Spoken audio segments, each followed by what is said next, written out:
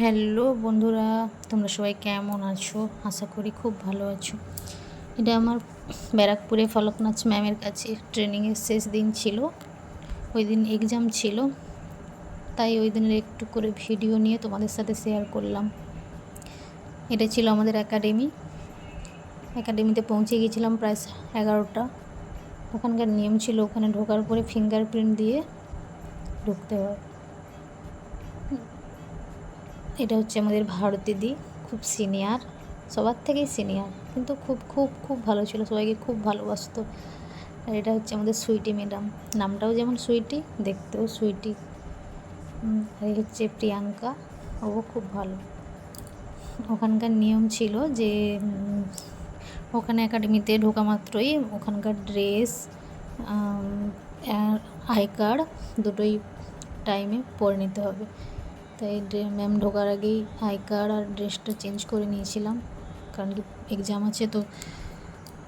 তাই তারপরে এক্সাম 12:30টার সময়, তাই আমরা বসে গিয়েছিলাম। এই হচ্ছে দেবলেনা, ও জানেই না যে ওর ভিডিও নিচ্ছিলাম, ও রেগে গেছে একটুখানি। তারপর ম্যাম হঠাৎ ফোন করে বলল যে একাডেমিতে নয়, ম্যামের সেলুনে আমাদেরকে যেতে বলেছে, ওখানেই এক্সামটা হবে। তাই ওখান থেকে আমরা বেরিয়ে পড়েছিলাম। একটা হাসির জিনিস তোমরা লক্ষ্য করো, একটা গাড়িতে আমরা 10 জন, মানে ছোটো সুইফট গাড়িতে 10 জন কীভাবে বসে গিয়েছিলাম, মানে দেখেই বুঝতে পারছো ভিডিওটা, যে এ তার কোলে, সে তার কোলে, সে তার কোলে, যে যার কোলে কোলে, মানে 10 জন এই ছোটো গাড়িটার মধ্যে 10 জন গিয়েছিলাম। দেখো একজন একজন করে বেরোতেই আছে, বলছি তোরা দাঁড়া, আমি ভিডিওটা নেই।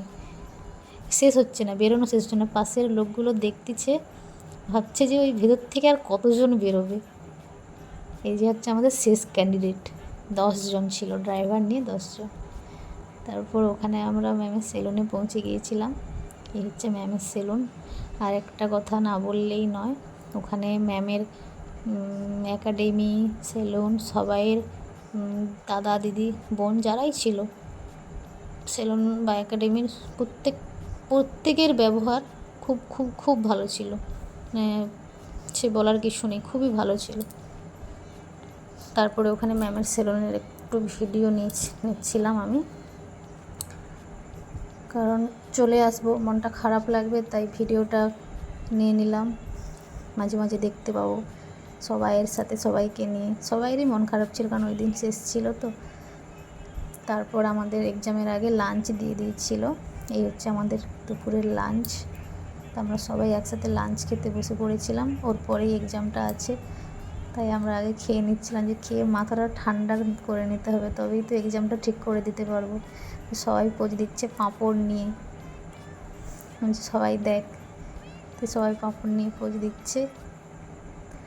তারপর আমাদের লাঞ্চ কমপ্লিট করে আমাদের এক্সাম শেষ হয়ে গেছে। শেষে ওরা একটু কথা বলছিল, আলোচনা করছিল, কারণ কি ওই দিন শেষ দিন ছিল তো। তাই ভাবছিলাম নিচে গিয়ে কোথাও একটু চা বা অন্য কিছু খেয়ে একটু আড্ডা দেব। সবাইয়ের মন খারাপ ছিল, সবাই ছেড়ে চলে যাবে সবাইকে।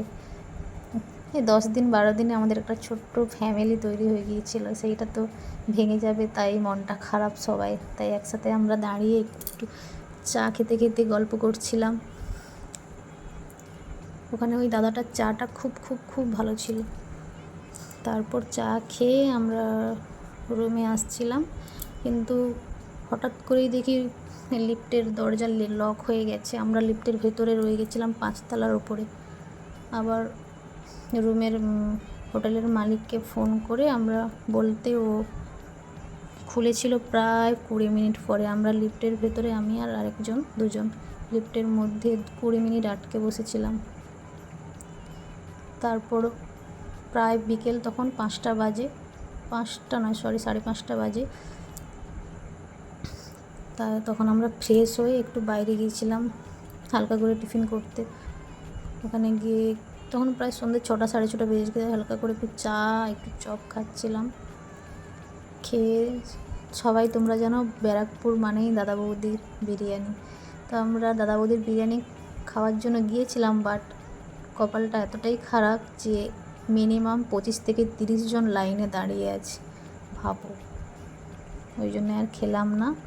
তখন ওখানে ট্রেন্ডসে অফার দিয়েছিল 50%।